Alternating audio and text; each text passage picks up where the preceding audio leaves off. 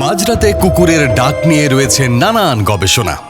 কেউ এসব ব্যাখ্যা বিশ্বাস করেন, কেউ করেন না।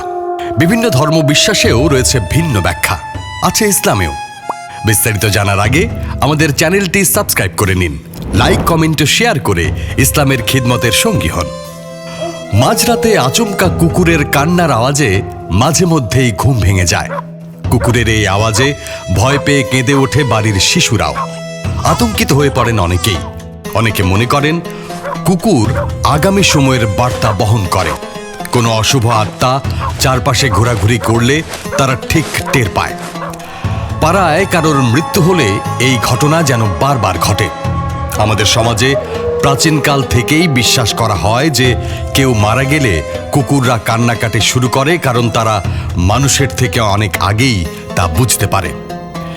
একই রকম বিশ্বাস আছে যে কুকুর কাঁদলে নেগেটিভ প্রভাব তৈরি হয়, এটা একটা অশুভ লক্ষণ। কিন্তু জানেন কি, মাঝরাতে কুকুরের কান্নার পেছনে কি কি কারণ রয়েছে? কারণগুলো জানলে অবাক হয়ে যাবেন নিঃসন্দেহে। এটি কোনো কুসংস্কার নয়, আদতে যে খাঁটি বিজ্ঞান তা অধিকাংশই জানেন না। জ্যোতিষশাস্ত্র অনুসারে কুকুররা যখন চারপাশে একটি আত্মা দেখতে পায় তখন তারা কাঁদতে শুরু করে। মনে করা হয় যে মানুষ আত্মা দেখতে পারে না, কিন্তু কুকুর দেখতে পারে। এই কারণে লোকজন তাদের আশপাশে কুকুরটিকে কাঁদতে দেখে তাড়িয়ে দিতে শুরু করে। তবে এ বিষয়ে বিজ্ঞানের ভিন্ন মত রয়েছে। বিজ্ঞান অনুযায়ী কুকুর কখনো কাঁদে না বা হাসে না।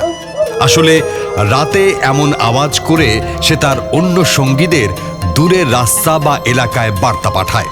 নতুন এলাকায় কুকুর আসলে তার মন খারাপ থাকে। পুরনো এলাকার প্রতি ভালোবাসা থেকেই কুকুর কেঁদে ওঠে। আবার অনেক সময় মানুষের পরিবার থেকে আলাদা হয়ে গেলেও কুকুর মাঝরাতে কান্না করে। এছাড়াও কুকুরটি যখন কিছু ব্যথা পায় বা আঘাত পায় তখন সে এমনকি হট্টগোল করে এবং তার সঙ্গীদের তাদের অবস্থা সম্পর্কে জানায় এবং ডাকে। কুকুরের চোট আঘাত লাগতে পারে, এর ফলে ব্যথা বা শারীরিক কোনো কষ্টও হতে পারে।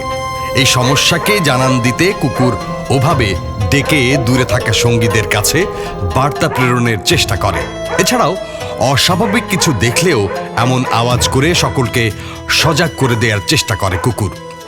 যদি আপনার পোষ্যটি বাড়ির বাইরে থাকার সময় এবং রাতে বিরক্ত হয়, যদি অন্য ঘরে ঘুমায়, তাহলে আপনাকে আলাদা থেকে মন খারাপ করার ইঙ্গিত দেয় বলে মনে করা হয়।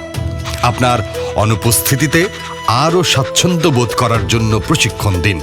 যদি আরও গুরুতর হয় তবে আপনাকে একজন আচরণবিদ বা পশু চিকিৎসকের সঙ্গে পরামর্শ করতে হবে। ঘন ঘন প্রস্রাব বা শরীরের নির্দিষ্ট অংশে চাটা, এগুলোর মধ্য থেকে বোঝা যায় কুকুরটির শরীরে কোথাও ব্যথা করছে।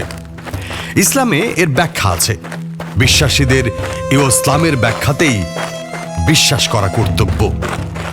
এ বিষয়ে হাদিসে এসেছে, জাবের ইবনে আব্দুল্লাহ রাদিয়াল্লাহু তাআলা আনহু থেকে বর্ণিত, নবী রাসূলুল্লাহ সাল্লাল্লাহু আলাইহি ওয়াসাল্লাম বলেন, রাতের বেলা তোমরা যখন কুকুরের ঘেউ ঘেউ শব্দ এবং গাধার ডাক শুনতে পাও তখন আল্লাহর কাছে আশ্রয় প্রার্থনা করো, কারণ এরা দেখতে পায় যা তোমরা দেখতে পাও না।